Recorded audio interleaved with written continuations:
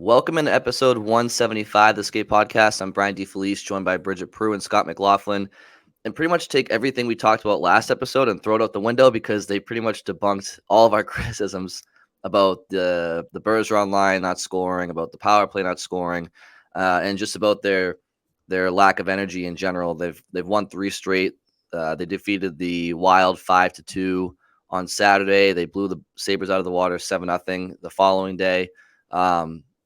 So Bridget and Scott, a lot to like from this weekend's slate of games for the Bruins. Yeah, for sure. They are fully back on track. It's like that team meeting they had Thursday morning after, losing 3 of 4, losing to the lowly Blackhawks. It's like they just decided, okay, we're done with this. Like we're going to go back to dominating now. And they have, it took the game against Winnipeg, maybe not a totally dominant game. Final score is 3-0, but Winnipeg had some chances. Swayman had to be really good. There were still some things that were a little off, which I think we covered, whether it was the top line or the power play or, breakouts were a little rough. But then you get to the weekend and it's like they're backfiring on all cylinders. Minnesota Wild were red hot. They were on a 14-game point streak going into that, and they beat them. Top line steps up, has a dominant game. Sunday in Buffalo, everyone steps up, like just a total team effort, and they do it. Sunday in Buffalo, like that could have been the game where you would have actually understood if they just had an off day and didn't really show up, because it would have been like, okay, well, they already pulled themselves out of that skid, beating Winnipeg and Minnesota.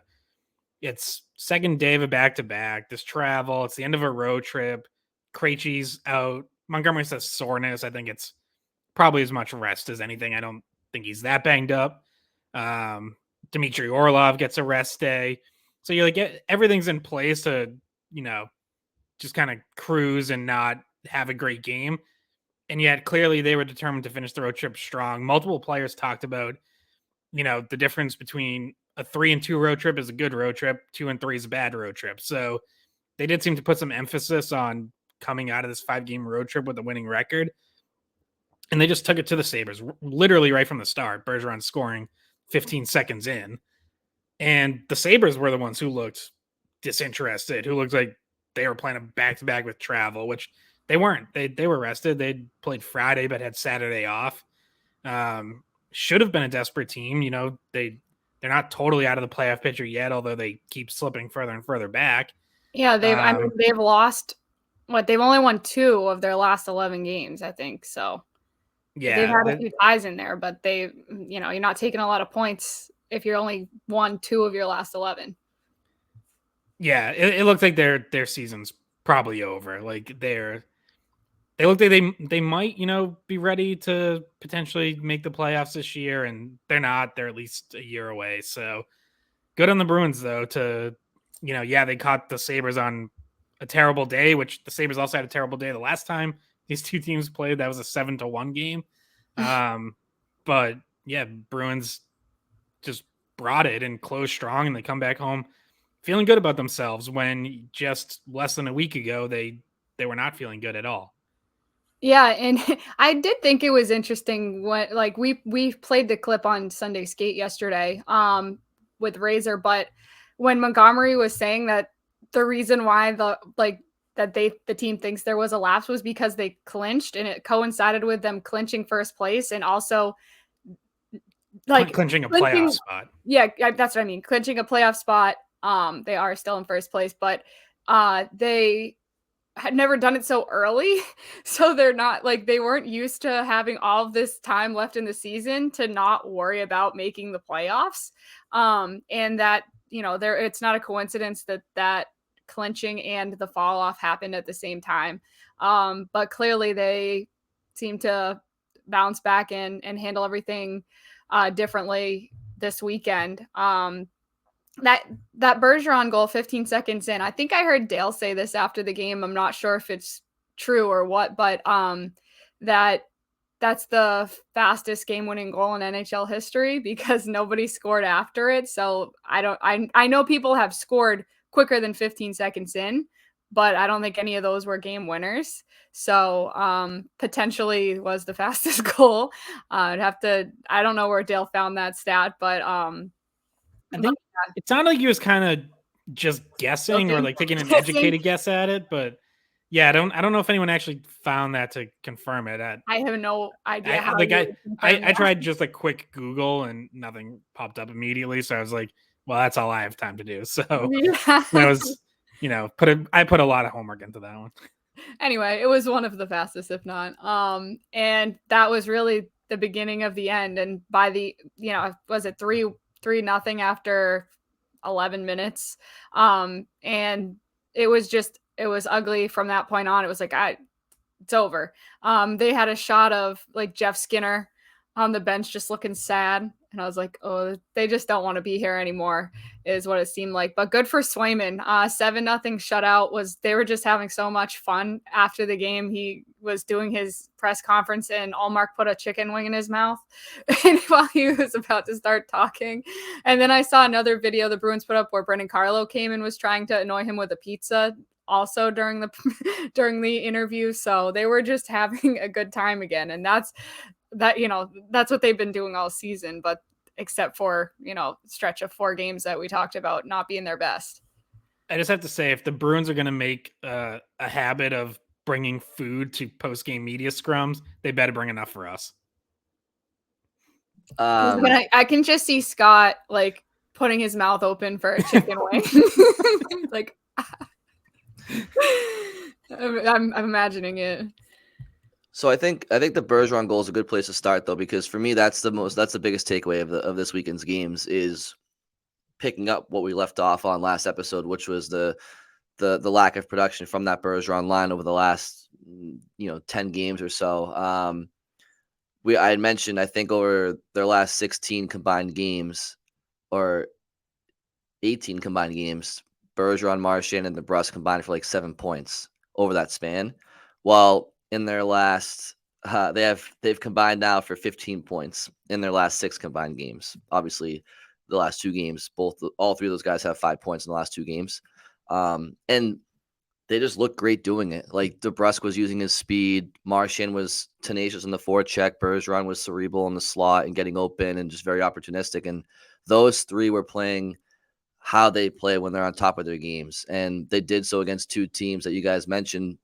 Where Minnesota certainly has been feeling it, but they're both playing for desperate hockey. They should be, at least those 2 opponents, and for me that's the biggest takeaway. The power play was great too. To get some power play goals in the back of the net was huge for this team's confidence.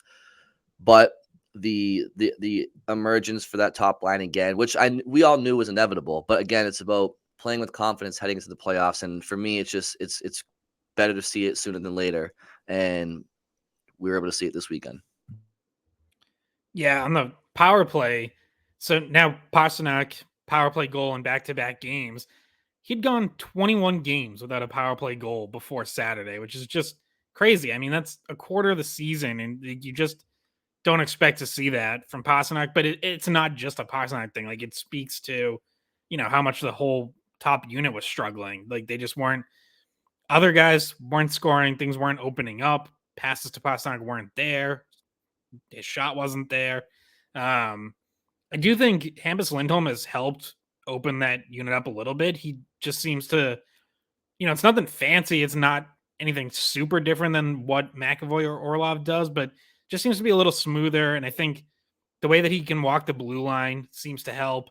I think other guys have stepped up as well. They've been able to get the puck into Bergeron and the bumper more. And you see that, lead to Pasternak's goal on Sunday where he has just kind of that little tap pass over. So they're just getting more looks and it just looks much more fluid. So, we'll see if they can build off that and continue. But I do think the move of putting Lindholm up top in that top unit seems to help. It seems like he's a little bit better at running that unit right now than McAvoy was or than Orlov was in his short time there. Yeah, and he scored not on the power play, but he did score in the game against Buffalo as well. So did McAvoy. You are getting scoring from all over. You mentioned the power play goal by Pastrnak, but Hathaway scored. For a second, Bertuzzi scored, but they took it back because he kicked it. He's keeps coming real close, but no cigar for him quite yet. But yeah, they got the scoring from not just the top line like you mentioned, but Coyle, and then over the past few games, Frederic has contributed quite a bit. So you're seeing a full team effort. Maybe their most complete effort of the season. It just looks like so easy for them what they were trying to do. They were getting it done, and Coyle has looked that the third line in general, which I guess we should probably mention, the lines were jumbled up because with Krejci out, everything was a little bit different. So Zacha was centering the second line with Bertuzzi and Pastrnak. I want to get you guys' thoughts on that. And then Greer was up on the third line with Coyle and Frederic, which was, another guy in Greer that you throw up there, and he's another tough guy on that line. I wouldn't want to go up against Frederic coming on this side and Greer coming on the other side, because those are two guys that are kind of tough guys. But anyway, what do you guys think of all three of the bottom three lines were a little bit different because Lauko was back in, and Zboril played, so we hadn't had a chance to see him in a while.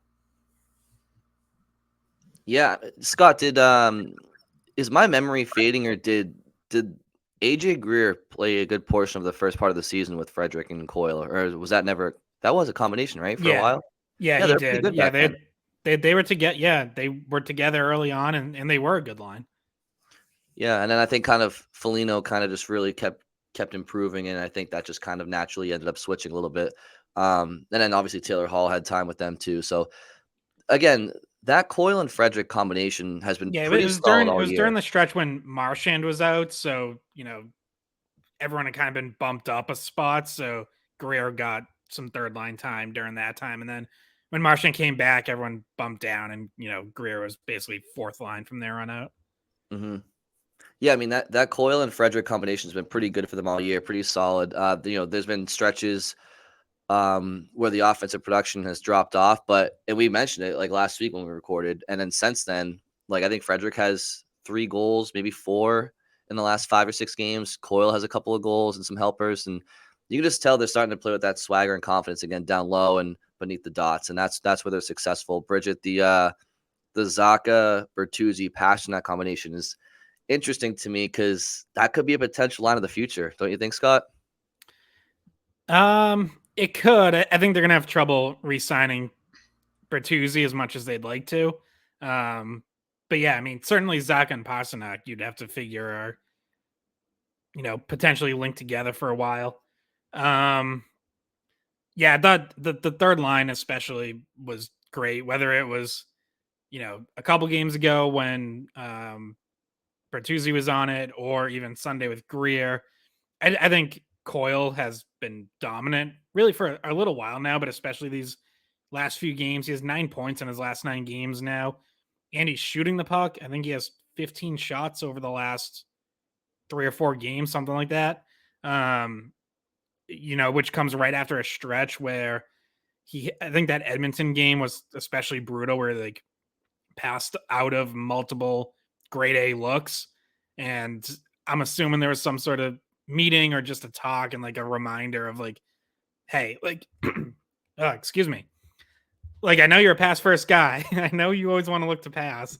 But you got to shoot when it's there. And he has been recently. And we've seen Tyler Bertuzzi shoot more, which wasn't, I think he was being a little too deferential when he first joined the Bruins. Always looking to set guys up, which we've seen how good he can be at that. He makes a lot of passes right on sticks in dangerous areas. So you do want him doing that as well, but he's had chances to shoot and hadn't. And now, I think he has 9 shots over his last 3 games. So just a more of a shot first attack mentality in general from those two. Frederic, 3 goals in the last 3 games. Like, yeah, it's looked really good. And Coyle, again, it all starts with him and his puck protection. Anyone watching on YouTube, we're being joined by Melvin right now. Yeah, he decided to pop his head into the camera. I was keeping him off camera, but he decided he wanted to come say hi. I think he's trying to tell me he wants to leave. But anyway, sorry, Scott. He distracted you.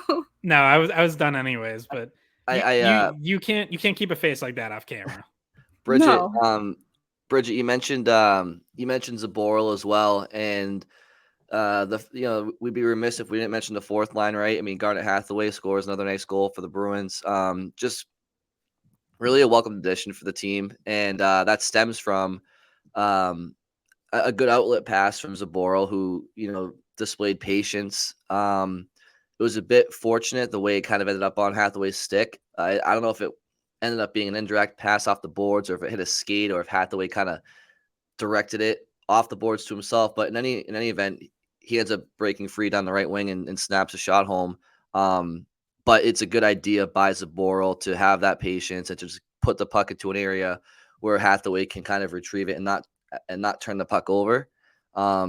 And so that's an example of two people you mentioned, Bridget, the fourth line, and Zboril kind of making an impact on that game and on the score sheet. How did you feel Zboril looked, Bridget? So, I mean, he did better than I expected, I guess is what I would say, because after being out for so long, and also the chemistry, like not having time during the season to build up chemistry on any of the pairs, I was worried he was going to be in a place where he might have some frustration, and it was going to be a pretty big learning curve to get back into it, because he'd been, not playing consistently for so long. So I think he played better than I was expecting. He did have a pretty good transition game, I thought.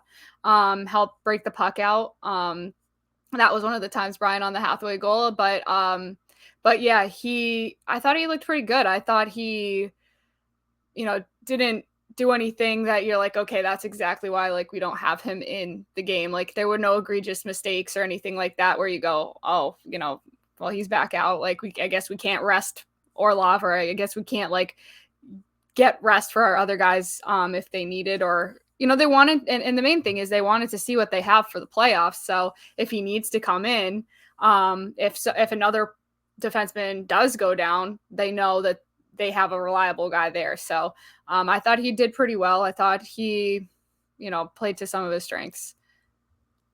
Yeah, and he will play more down the stretch, especially with Forbort probably missing a little bit of time. He's already missed the last 2 games. No real update yet. I'm assuming maybe Tuesday morning skate. Bruins are completely off Monday, so we won't hear anything today. But yeah, I mean, I'm kind of expecting Forbort to miss a little more time, and I think they want to keep the D rotation going and keep guys fresh, get them days off. So, and they do want to get Zboril into some games again, just to see what you have, and just to get him more ready than he was, because he can practice hard and skate and all that, and like be part of the team, be around the guys, but actually playing NHL games is completely different. And yeah, I thought him and Clifton got stuck in their own zone a couple times, but for the most part, yeah, I thought Zboril looked pretty solid. He broke up a couple injuries. You mentioned, the assist on the Hathaway goal. He also started the breakout on DeBrusk's goal with a pass over to Clifton, that he actually partially whiffed on, but he had so much space that it still got there and worked all the same. But yeah, he ends up playing 18 minutes. His last 2 games, which first off have been spread over 3 months, so they don't help all that much anyways, but he only played 6 and 7 minutes in those games. So Yeah, because it was a blowout yesterday, they're able to really get him into a game with a lot of minutes. Montgomery was also able to manage other guys' minutes. Bergeron only played like 11 something. Martian was like 13. So, we've highlighted that a few times this year, that Montgomery will in game do like some load management and just totally cut back on some minutes for, those top guys and older guys, and give it to the fourth line and Zboril and Clifton, and let them kind of run with a heavier workload. Yeah, Zboril only got like 40 seconds less ice time than McAvoy. So, I mean, they were, and if you look at the time on ice for the defensemen, they're all pretty similar. So it's not, everybody was out there for quite a bit. And Zboril did get some penalty killing time. Obviously, he'd be expected to do that, especially when you're coming in for Forbert, that you're going to need to be able to kill penalties as well. The biggest thing for Zboril, in my opinion, if he were to draw into the lineup in the playoffs for one reason or another, is just he just has to. He can't. The moment can't be too big for him. He can't rush plays. He can't like. Don't try to move the puck before you're supposed to because you're trying to avoid a forecheck hit, or don't try to be too pretty and go up the middle. Just keep it simple and play a smart game. And if he can do that, then Zboril has, he has a skill set to be a bottom pair NHL guy. He just I just feel like he lacks a bit of I don't know. I don't want to maybe composure or physicality, and I don't mean physicality in the sense where like he's not afraid to like hit somebody, but like physicality also means being able to take a hit, right? And I just feel like that's part of the game that he needs to improve on, especially if they were to rely on him coming into a playoff series at some point. So that should be the focus for him, is just keep things simple and smart, and he can be a reliable option if he has to enter the picture at some point. Did you have any closing thoughts on that? No, I did want to circle back to the second line. Okay. The combination and how you guys thought that looked, and just in general, obviously Bertuzzi was there with Pastrnak and Zacha, which I think that's the first time that combination has ever been together, because obviously Krejci's usually part of that equation on the check line. So how did you think they played together? What do you like about what a line like that could look like with Bertuzzi on it? Obviously, they're not going to break up the check line if they don't have to for some reason, but just in the amount of time that you guys get to see it, what do you think? And do you think Bertuzzi is finding his game a little bit more in Boston? Do you still think there's probably another level left? Because I feel like they still haven't found the perfect spot for him, but he's looked good on every line. He just hasn't been able to get that goal. Yeah, I mean, I think the best spot so far has clearly been with Coyle and Frederic. And, obviously the only reason they split that up is because Krejci's out, so someone's going to move up. I would expect him to get more time with Coyle and Frederic. And, really the interesting discussion becomes when Taylor Hall returns, what do you do? Because Taylor Hall has started skating. He's been on the ice at Warrior. Obviously the team was on the road, so there was no opportunity to like be with to join the team. We'll see if he gets on the ice with the team at any point this week. They're scheduled to have a couple more skates. I think they're practicing in full on Wednesday and possibly Friday as well. So, we'll see if he's on the ice in like a no contact jersey at some point, or if it's still just skating on his own, which it might be for another week or so. So, because then the discussion becomes, okay, Taylor Hall, if he's healthy, is going in. So is it Bertuzzi moves over to the right wing and you have Hall, Coyle, Bertuzzi, and, Frederic goes down to the fourth line for now? Or, what exactly does that look like? Is one of Hall or Bertuzzi on the fourth line, which isn't really, a natural fit for those guys. I don't think either one is really suited to the kind of heavy defensive zone shifts that Montgomery tends to give his fourth line. So that's, for now, I like Bertuzzi with Coyle and Frederic. I think they were finding some chemistry.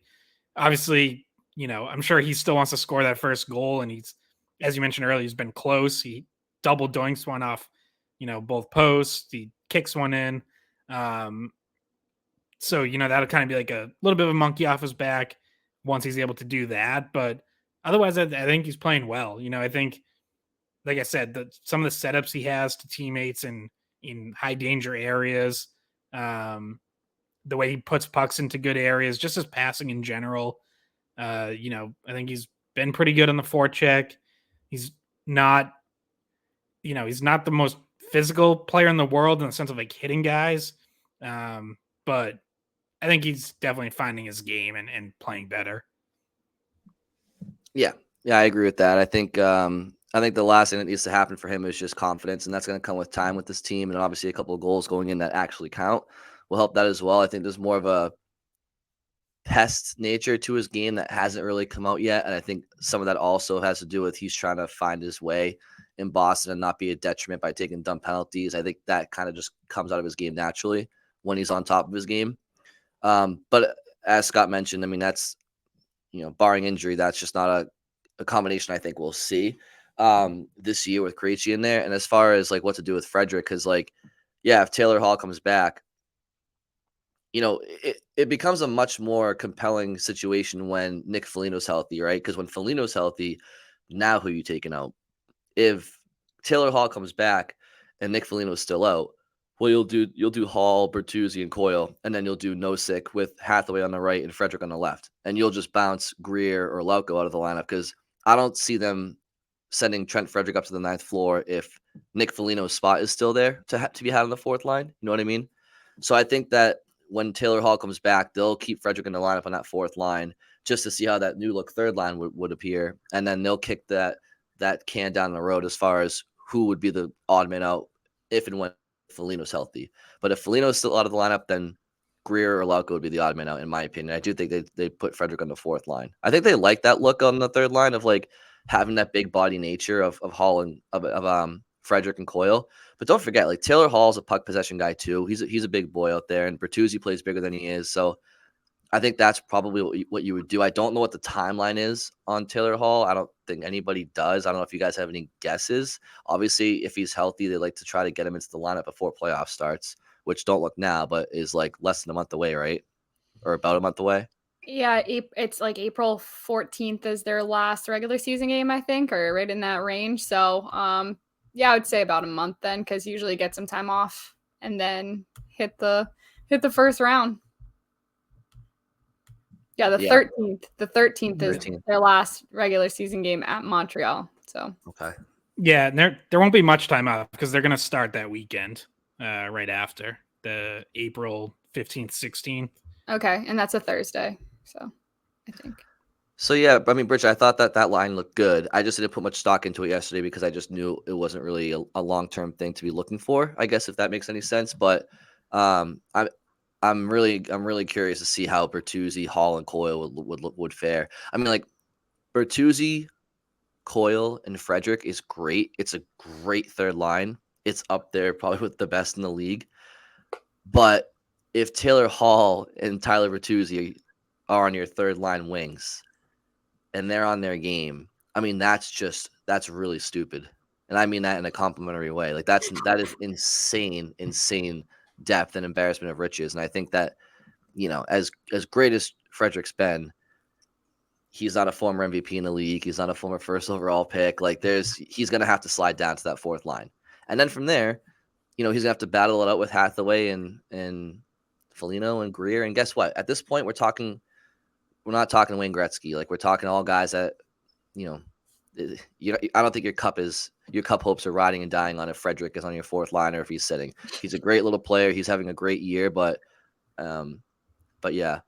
One thing I did want to bring up to you guys too, and Scott, you kind of brought up the power play and Lindholm on getting things back in order at the top of the umbrella.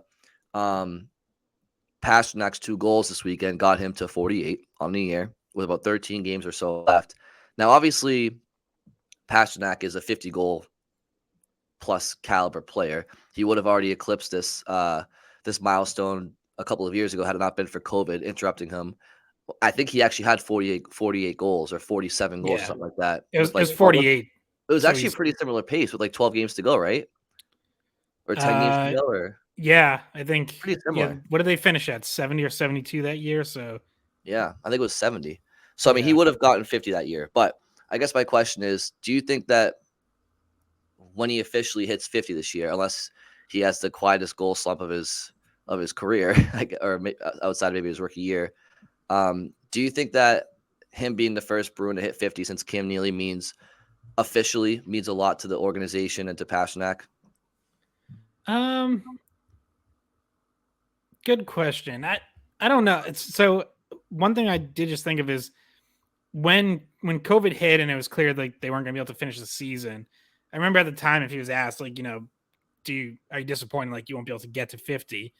And he said he was more disappointed that he couldn't get to 100 points, because I think he was at like 96 or something that year. And he said because he takes a lot of pride in his playmaking too, and so the total package of the points meant more. So I'm sure like 50 goals is a great accomplishment, and as you just said, like, been a long time since a Bruin has done it. So I think he will appreciate it, but like I don't think he'll really let on a ton. I think it'll be a lot of, yeah, we have bigger goals, I have bigger goals, all that. But yeah, to be the best Bruins goal scorer in almost 30 years, like, you got to take some personal pride in that. And he already was. He doesn't need the 5-0 to to make that case or for that to be true. But it does highlight, like, okay, he really is doing something that this franchise hasn't seen in a while. And that is just a remarkable accomplishment in and of itself. Like, we're in an era of higher scoring now. Goal scoring has been going up for the last, almost better part of a decade, 7-8 years. And yet you're still only going to finish the season with a few guys who top 50. So it's still just a really impressive individual accomplishment. And, and I do think he's also improved as a goal scorer. Like, you see that with the goal Sunday, where that's kind of step inside where, okay, a team is taking away his one-timer from the left dot. We've seen that a lot more this year, where he takes that extra step or two inside and risks it or snaps it on goal and is able to beat goalies that way. So, I think he's kind of diversified his goal scoring and his offense as well. And that's a big reason that he's now tied for his career high and is going to break it, barring something crazy. Yeah, and it was 95 points that he had that COVID year. And he has 93 now, so he's approaching that pretty quickly as well. And yeah, I mean, that's obviously just a huge accomplishment. It's the season he's been having. It's not surprising that he's going to get there. And I don't know, just in general, he's had such a good year. I wouldn't be surprised if we see him get there like next game. Like, he could just have 2 goals and he's there. So it could happen very, very soon. And I don't think anyone would be completely surprised. So yeah, I mean, just good for him to get to 50 for the first time in his career, but it's not going to be the last time, I doubt. No, definitely not. And, you guys mentioned the pride he takes in reaching that 100-point marker. I mean, you see guys hit 100 points a lot where it's like, whatever, 25 goals and 75 assists or whatever. I mean, Pastrnak, the balance is pretty remarkable, right? 48 goals, 45 assists as he stands today. So just to the pride he takes in being a playmaker, like Scott talked about, it shows in the stat sheets as well. So just a very, very well-rounded offensive player for sure. And we've talked about it in the past, just the different ways he can score goals, what makes him elite, what makes him special. And if now that we know he's here for another 8 years, the title for the greatest goal scorer in the franchise's history, 100+ year history, or actually 100-year next year history. That's pretty damn cool. That's very, very special. So he's on track to do that by career's end. And so really cool to get to watch him in his prime right now. Yeah. Was he 26 right now, right? Yeah, and I think I did the math when he signed the extension, or I think I actually did it like a little before that. But on an 8-year deal, it's like basically if he averages like 36 goals a year, he'll break Johnny Busick's franchise record by the end of this contract. Which speaks highly of Chief too, of Busick. Like that's pretty crazy that what he was able to accomplish too back in the day as well. So I don't know how many years he played in Boston. Certainly not, it won't, when it's all not as many as Pastrnak will be at that point, right? At the end of his next contract, it will be what, 15 years he's played in Boston. Pastrnak, how many years? Busick's more. Oh, was he? 22, 23. Like he was in the 20s. So a lot of longevity there. Oh wow, I didn't realize that. Okay. Either way, I would take either one of them on my team. Cross all eras. Bridget, was there any other takeaways from the weekend that you wanted to go over? I did want to talk about Frederic just for a second. The fight that he had, and that the fact that he was getting battered this weekend. He took I think it was a stick to the jaw, and that was bothering him for a little bit. He got into a few mix-ups and one fight with Cousins that Cousins got the early jump on him, and he took a bunch of punches right off the bat, but then he kind of turned it around and started winning that fight, but then they broke it up and he was really pissed because as soon as he started getting punches in, they stepped in between them. But just how have you thought his physicality has been? I feel like he's playing his best hockey in both ways, that he's being kind of a pest and doing what he does, which we already knew he could do, which is the fighting and the toughness. And then he's also added the scoring. I feel like we're watching him play the best hockey that he's played in his career. And he had goals in 3 straight games, which is the first time he's done that in his career as well. Yeah, he absolutely is playing the best hockey of his career. And just to clarify in Busick, because I just looked it up, 21 years, 57 to 78. So, yeah. So on Frederic, I feel like pretty much all season, like this is what he's been doing is, he's really broken out as a goal scorer. I think more than half of his career goals have been scored this season. And yeah, he is still bringing physicality. He's not being foolish about it. Like he's not just running around trying to drill guys. He's not taking bad penalties or anything like that. So that's also, part of what he'll have to bring if he does end up on the 4th line, obviously, because I think especially the wings on that line, Nosek is the center, obviously he can play physical as well and use his size, but he's really there more as like the support, kind of the safeguard, he just kind of manages everything from the middle. But then like the wings, they want that attitude of like, be an asshole to play against, basically. Like that's Poso did try to fight Nosek in that Buffalo game. True. I don't think Nosek wanted much of it. But no, I think we've seen that fighting is not Tomas Nosek's strength. But yeah, so whether it's Hathaway and Lauko, Greer, Foligno, Fred, like whoever you want to put on that 4th line, the wings there are going to have like they're going to be kind of the attitude of the team. If you want to throw Clifton in on the back end as someone who brings some of that too, but it's for years it's been like, how often did Bruce Cassidy talk about Brad Marchand pulling guys into the fight with him? And, he was the one who, in a top line role, who would sort of bring that. And now I think you're seeing that they have a bunch of these guys in the bottom 6 who can do that and are willing to do that. And Frederic is certainly one of them and, has done it quite a bit this year and is also producing offensively. I mean, who had Trent Frederic as a 20-goal guy going into the season? It's not out of the question for him. He's at 16 right now, and Baker's dozen games to go. It really is not out of the question at all. So for him to be a 20-goal, 35, 37-point guy potentially this year is really remarkable, and good sign for the Bruins for the Bruins for the future that he's not a bust of a draft pick. And I think there's stats to back up just how he stacks up against the rest of his draft class. He's actually doing pretty good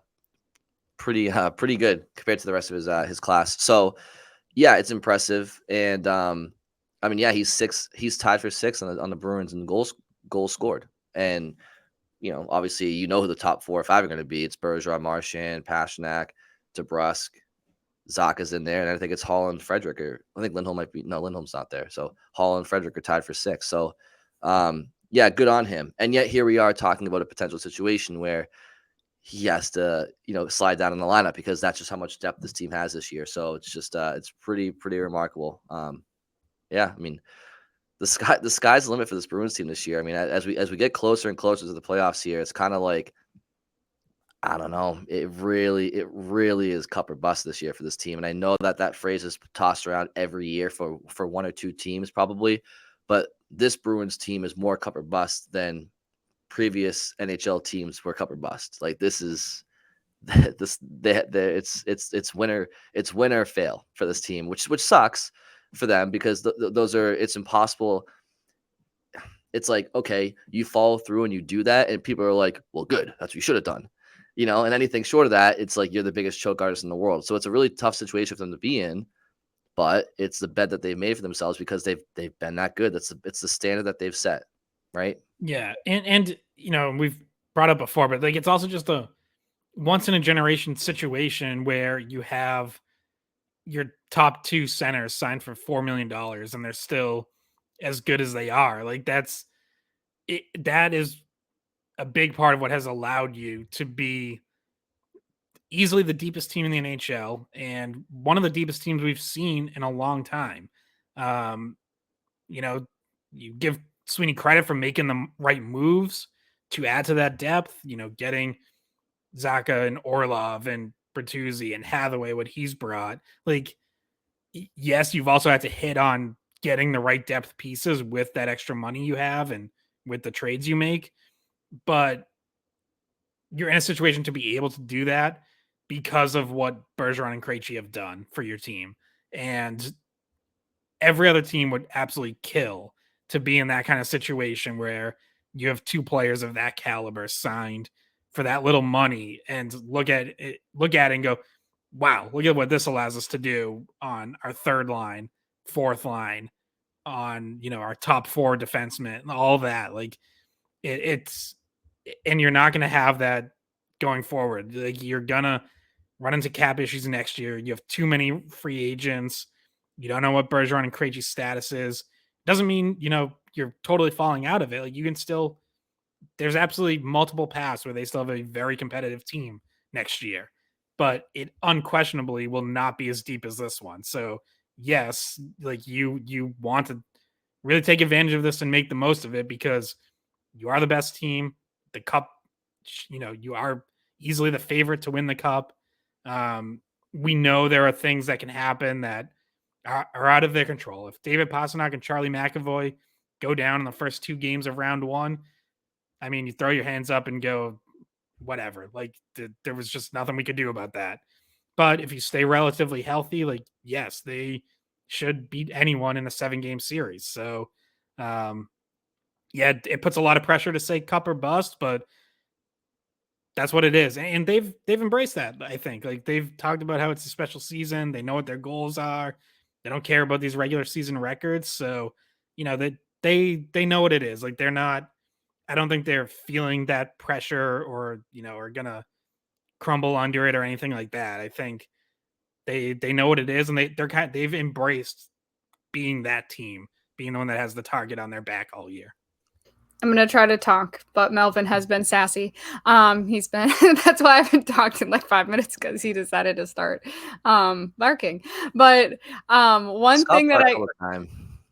yeah, if you were watching on YouTube, you saw me going, "Melvin, stop it," with my mic off. But now he's trying to drink my water.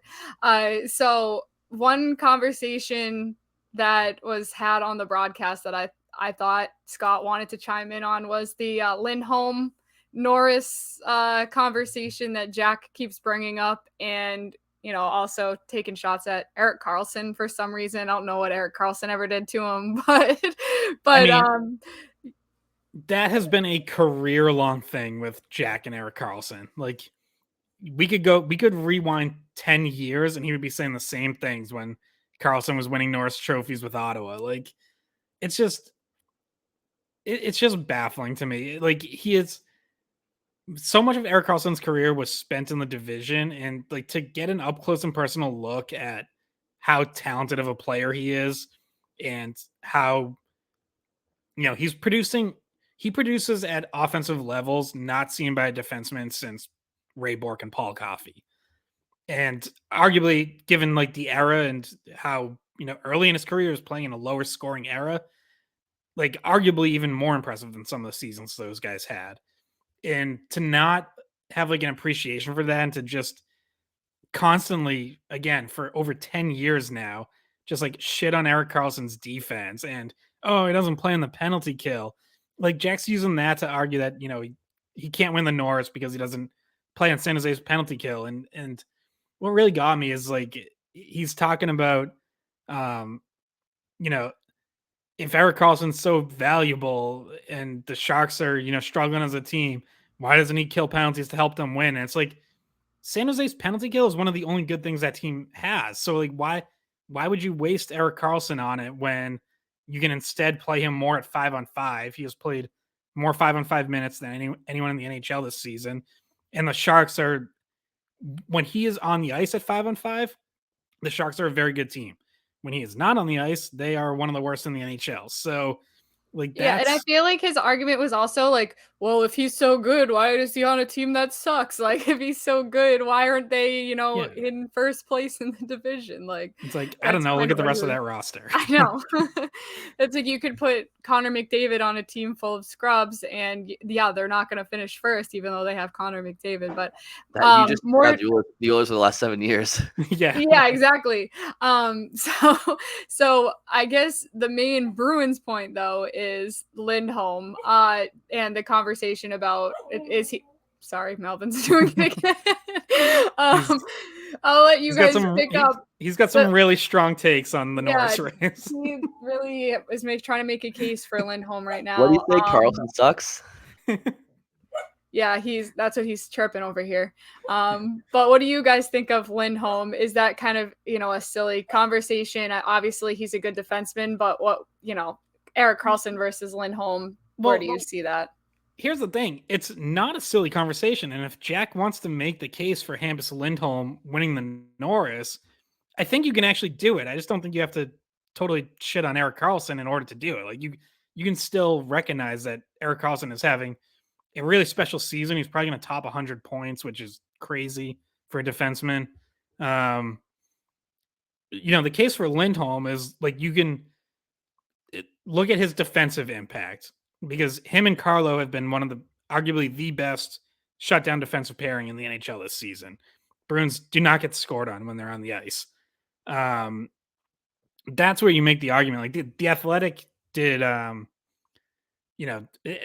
Athletic and ESPN do like regular awards watches like every month. And I think the Athletic's last one came out last week. And from a Bruins perspective, everyone jumped on, because the way they list it is they just use a stat called like goal save value added or something. Basically like goals above replacement. And Bruins fans jumped on Ilya Sorokin grading out ahead of Linus Ullmark, even though the write-up itself said Ullmark's going to win the Vezina. But I feel like what a bunch of Bruins fans didn't discuss is that it had Hampus Lindholm tied for the lead in the Norris race in basically what was like a 5-way tie with Karlsson, Rasmus Dahlin, Brent Burns, and there was Adam Fox, were like the 5 who were all separated by like 1 point in this goal saved stat. So like there is a case to be made because Lindholm has been so good defensively and has also contributed 40 points, which, isn't the 90 that Karlsson has, but is still pretty damn impressive. But that just like, that wasn't the case that Jack was making. He was just trying to tear down Erik Karlsson. And Hampus Lindholm's not going to win the Norris.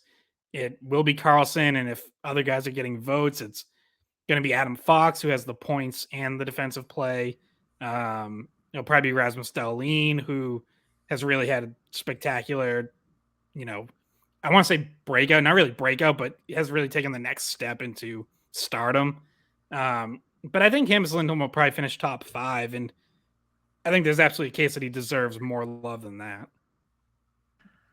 I mean, I feel like I don't even know if, as good as he's been, I don't know if Lindholm would even win the award for best defenseman on the Bruins this year, because I feel like McAvoy's defensive metrics are probably just as impressive, if not more. And maybe Scott, you can correct me on that.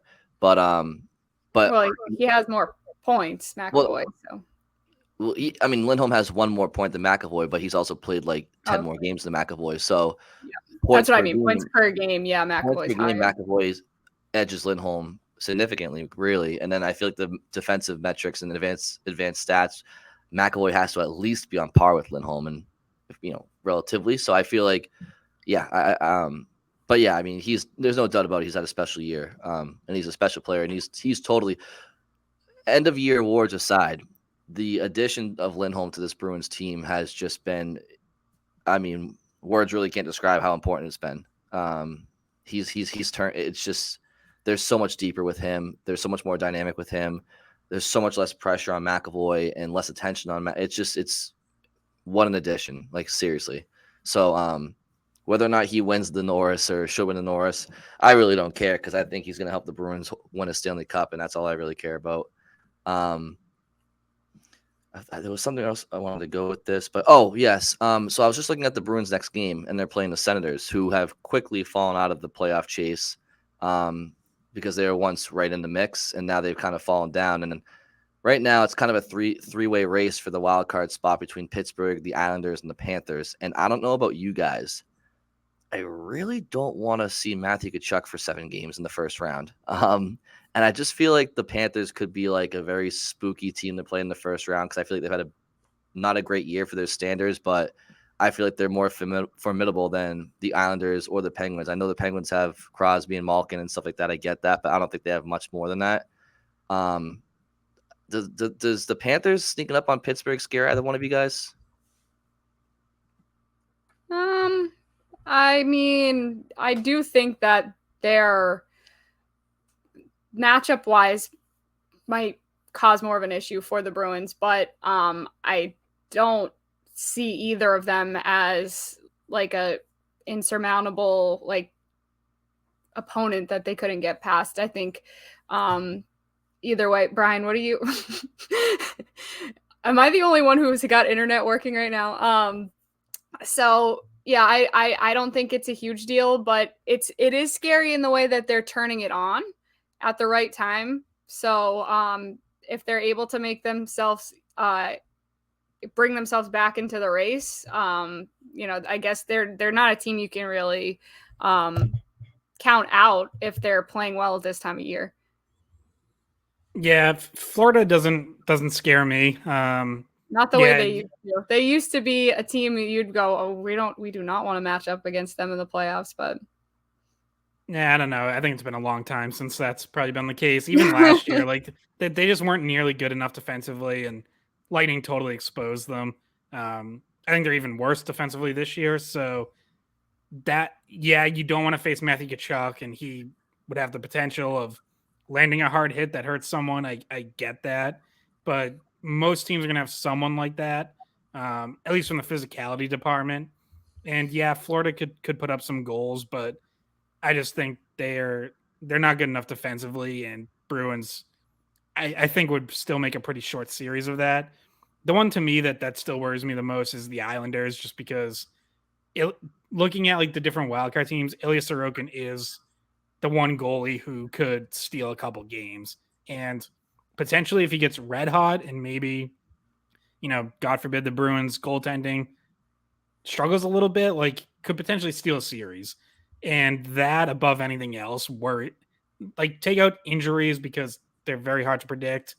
But in terms of like on ice or players or teams or whatever, Ilya Sorokin scares me more than anyone else in that wild card picture. So I would gladly take a matchup with Florida or Pittsburgh over the Islanders.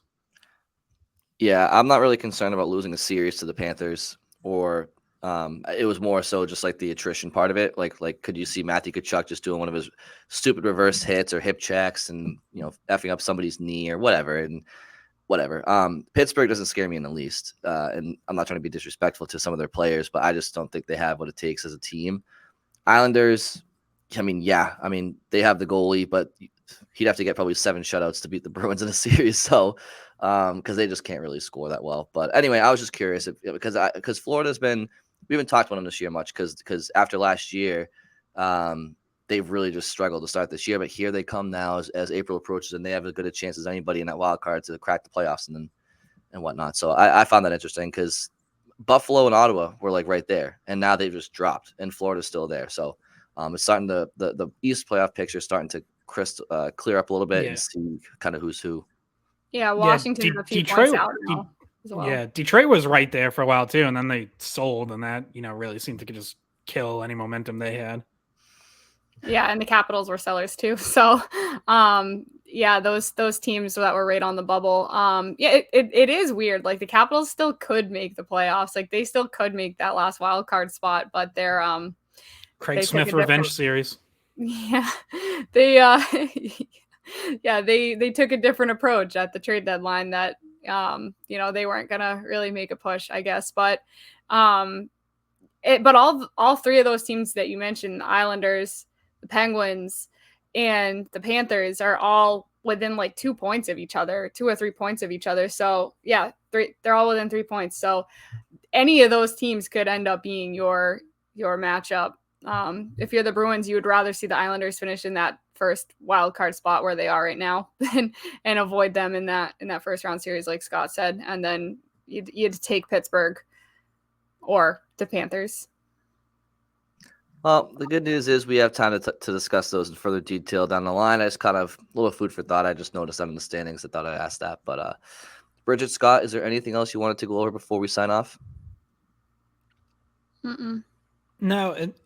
One last note on Swayman. He says no, and then he starts saying something.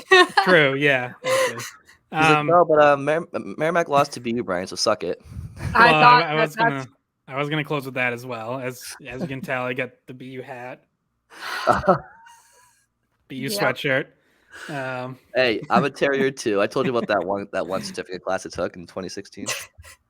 Yeah, Brian ate in the student union once. My brother went there, so it counts, right? So on Swayman, back-to-back shutouts is the first time a goalie's done that for the Bruins in season since Tuukka Rask in April 2013. So 10 years ago. So pretty impressive couple games for him. And even Sunday, like where it obviously turns into a blowout. I did think late in the first period, early in the second, he had a couple really nice saves. One was Casey Middlestat point blank on the doorstep, and it's like at that point it's 3-0. You think the Bruins are running away with it, but maybe if the Sabres get one, they get some sort of momentum going into the first intermission. But that that really felt like almost the end of the game. Like Sabres finally got a good chance, couldn't score, and it was over from there. Yeah, I mean, so I did want to talk. We always seem to gloss over the goaltending part because it's just like, yeah, they've been awesome. Okay, next. The one thing I said about him was he ate a chicken wing, so that was the commentary. But no, yeah, I guess it's like we don't have anything to criticize, so we kind of just go by it. But no, Swayman played really well. Big shutout for him 2 in a row. So it's just the same old where it's like, okay, well, there's not a goalie slump. Neither of them are slumping. Neither of them really have had an extended or even like a 2-game, 3-game slump. So there's nothing to be concerned about for the Bruins in terms of goaltending right now. And that's really the only takeaway. I mean, look, as far as the Bruins go, whether it's in goal or elsewhere, I just feel like as long as this team plays on their toes, I really can't see a scenario where somebody bests them 4 out of 7 times in a series. If they play assertive, if they play on their toes, if they take the game to their opponent and don't whatever, like this Bruins team is too deep, they're too talented, and that extends to between the pipes too. But if they enter the playoffs and they're just kind of going through the motions like they were over the last couple of weeks at times, well, then you're human just like everybody else. So I'm not concerned that this team's going to get to the playoffs and go through the motions. So, yeah, I mean, the goaltending's been awesome. There's only so much you can really highlight how great a save was. I mean, they've just been, I mean, hell, we've even talked, it's been so good. We're talking about them scoring goals. They're joining the rush too. I know people talk about Montgomery's system. The D are joining the rush, so are the goalies. So it's all, yeah, everybody's playing fantastic this year. And, we hope that they build on that going into the playoffs. And I can speak for all of us, really looking forward to the playoffs this year. I mean, this team on paper is just so fun. The one thing I was concerned about was the goalie hug at the end of the game where they both I thought they were going to hurt themselves because it was more than just a regular hug because it was a shutout. They jumped into it and they both landed. And I was like, if they just both knock themselves over right now, how dumb would it be to have the 2 best goalies in the league get hurt hugging and miss time. Like in my mind, I'm thinking to myself, wouldn't that just be like You know what they need to the do? worst possible thing? You know what they need to do? They need to do after a game, after the next win or a playoff win or something like that, or like a playoff series win. They gotta just do that. They just gotta put all their cards on the table and go all in and do the dirty dancing, and have the garden play "Time of Your Life" and just have one of them lift up the other by the waist and just glide around the ice. It's And at that point now. And then you go, how did Jeremy Swayman get hurt? Oh, Olmark lifted him over his head in the dirty dancing move, and he both fell down and broke his arm. Dirty dancing. He did the Swayze. Well, that was like Hockey East this weekend. I forget if it was Friday or Saturday, but BU's goalie collided with the linesman as he was going to the bench during a delayed penalty. And that was Saturday. Yeah, and in the championship game. Yeah, like Razor during the Nesson intermission, like they were laughing about it because everyone's okay, fortunately. But it's like, imagine you lose your starting goalie because he ran into the linesman trying to get to the bench. Yeah, that was weird. The whole Hockey East championship weekend was just weird as a whole. Lots of overtime. Too much overtime, Scott. I got home at 1 a.m. Friday after 3 separate overtimes spread out through both of the games. Yeah, no, it was there. By the end of Saturday, I was thinking to myself, I always say overtime hockey is great. It's bonus hockey, but at some point, there reaches a point where it's too much hockey, and I think we were almost there. By the end, especially because like those games, really all 3 to an extent were defensive struggles, which I guess defense wins championships, but. Especially the 2 overtime game between UMass Lowell and Merrimack. That was just like, I'm glad I wasn't broadcasting it because I don't know what I would have said. And Tyler Murray, who was broadcasting it for WEI, lost his voice after Friday's games and like struggled through Saturday because it was too much talking. I wouldn't want to hear myself talk that long. But, they got through it. I talked to Tom Karen Saturday as well. I talked to him right before the overtime in Saturday's game, and he was like, I don't know if I can do this, like I'm losing my voice, it's going. So luckily that was a short overtime, and Scott got the happy outcome. Brian, I'm sorry, Merrimack, but Merrimack is also going to the tournament. So. They are. Hey, there's still time to get revenge. Speaking of losing your voice, Scott, how was the Southie parade, St. Patrick's Day parade? Where you on one of the floats screaming? That's right. Yeah, the skate pod float. Skate pod.